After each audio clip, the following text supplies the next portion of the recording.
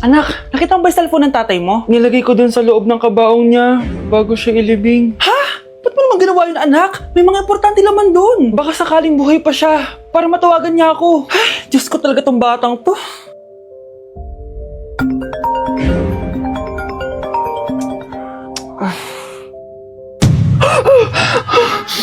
Matawag si tatay.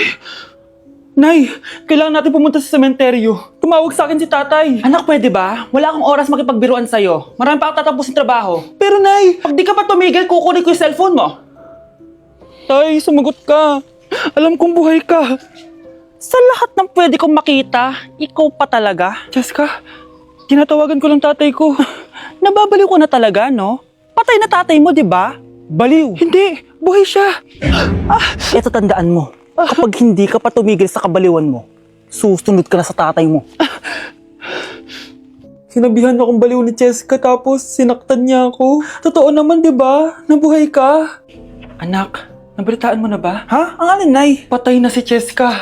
Natagpuan siyang walang buhay dyan sa may ilog. Ano? Ay, Diyos ko, kawawang bata. Tay, sumagot ka na please. Ikaw! Ikaw ang pumatay sa anak ko! Ano? Eh siya nga to ng away sa akin eh. Ikaw ang huli niyang kasama. Tandaan mo to. Isusunod kita sa tatay mo. Tay, hindi ko na alam gagawin ko. Sinisisi ako ng nanay ni Jessica sa pagkamatay ng anak niya. Natatakot ako. Anak, yung nanay ni Jessica. Oh, bakit nay? Pinatay daw. Binitin sa may puno. Ano? Nakakatakot na dito sa barangay natin, anak. Sinong pumapatay sa kanila? Ay, may tao. Sino po sila? Magandang araw po. Ako po si Detective Jason. Ako ang may hawak sa investigation case sa pagkamatay ni Jessica at ng kanyang nanay. Bakit kayo nandito? Dahil dito.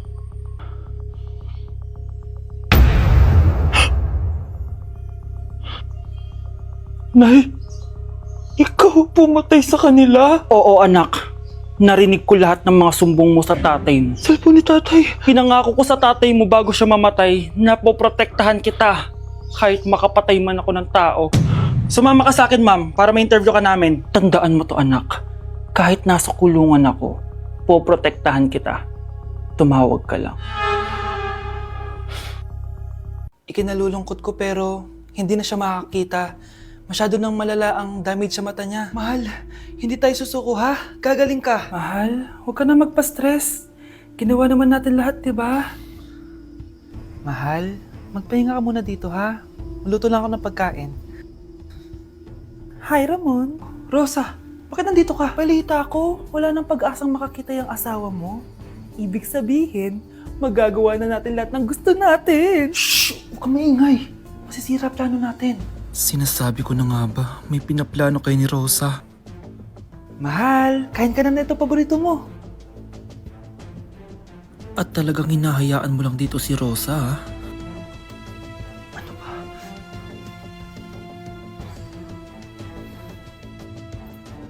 Walang iya kayo, sa harap ko pa talaga at sa sarili kong bahay. Tay, nabalitaan ko yung nangyari kay nanay. Ipagdasal na lang natin na gumaling pa rin siya, anak. May CCTV dito sa bahay. Kailangan kong makuha yung mga files na yun. Nay? Nay?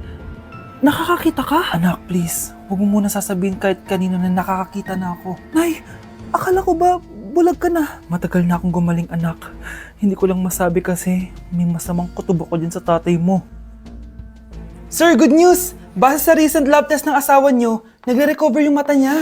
Ano? Ba't parang hindi kayo masaya, sir? Uy, Mare, may field trip kasi yung anak mo. Kailangan ng pirma ng parents. Rosa, sumagot ka. Kapag pinirmahan mo to, akin na lahat ng mga kayamanan mo. Oh, pirmahan mo na. Tita, wala naman ako field trip ah.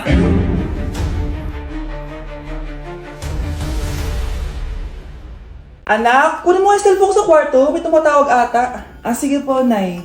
Sabi cellphone ni nanay. Anak, bilisan mo naman. Ay, salamat naman, nakatae din. Scarlett, ba't nandyan ka? Eh, di ba pinukuha ko sa cellphone ko? Pinagsasabi mo, Nay. Kanina pa ako dito sa loob. Nay, eto na po cellphone niyo. Sino yan, Nay? Bakit kamukha ko? Teka lang, bakit dalawa kayong Scarlett? Nananaginip pa ako?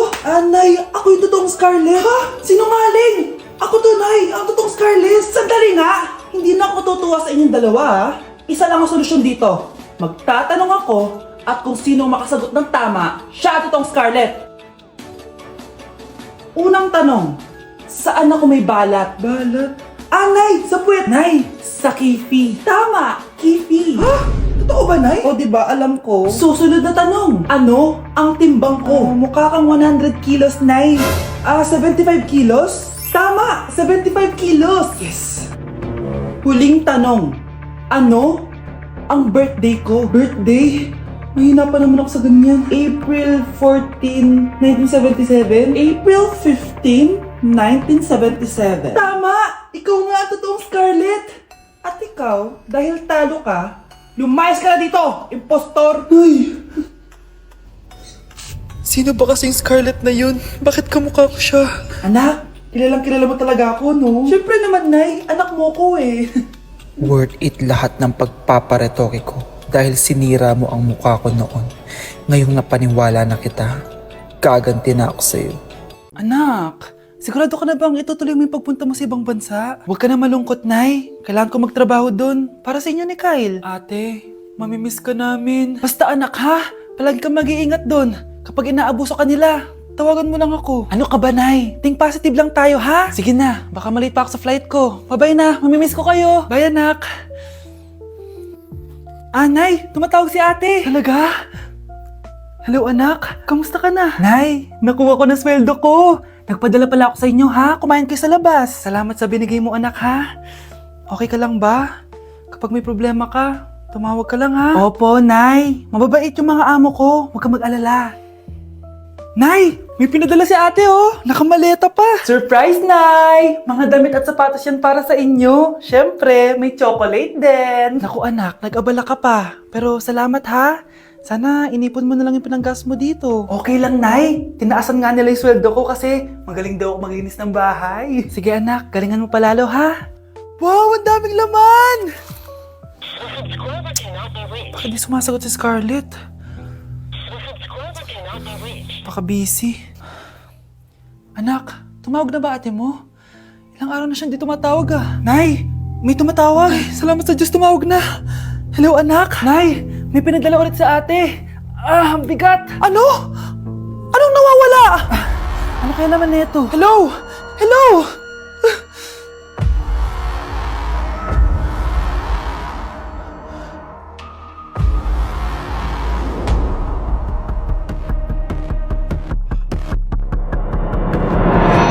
This year, ang Christmas decor namin dapat aesthetic, mala Pinterest score. Minimalist but magical. Nay, ganito yung gusto kong Christmas decor. Need na lang natin ng ribbons, garlands, glitters, and maybe a glue gun. Tingnan mo, may ilong pa sa bintana mo. Anong gusto mo, mag-parol show? Nay, trust the vision. Sige, basta, huwag kang gagastos ng bongga ha. Wow, ang ganda nito. Grabe, ang dami ng tao. Christmas season na nga talaga. Okay, good. Secured. Ayan, all added to basket na. Ayan, secured na talaga. Nak, paubos na yung ribbon, no? Oh, eto, ribbon ng cake. Same color naman eh. Pwede na yan. Nay, masisira yung team. Magkaiba yung sukat, oh. Nay, ba't mo inopin yung electric fan? Mainit kasi. Ay, Diyos ko, ang kintab ng pusa. Ang gulo na tuloy. Gusto ko lang naman maging maganda to eh. Anak, maganda naman oh. Tingnan mo. At least, nagkaroon tayo ng mother-daughter bonding. Parang okay naman. O, di ba? I'm the OG interior designer.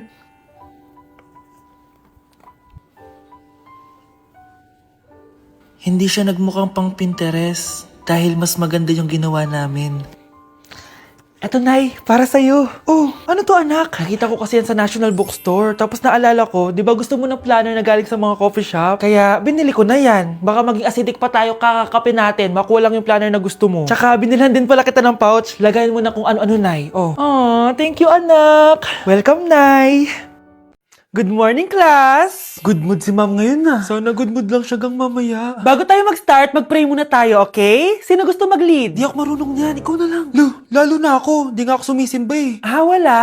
Pag walang pumunta sa harap, Lahat kayo, i-absent ko! Bes, ikaw na lang.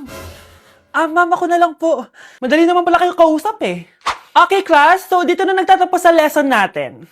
Oh, may isang oras pa pala tayo eh. Sige na, i-dismiss ko na kayo. Yes! Be, tara gala tayo. Tara, be. Buti na lang talaga dinismiss tayo agad.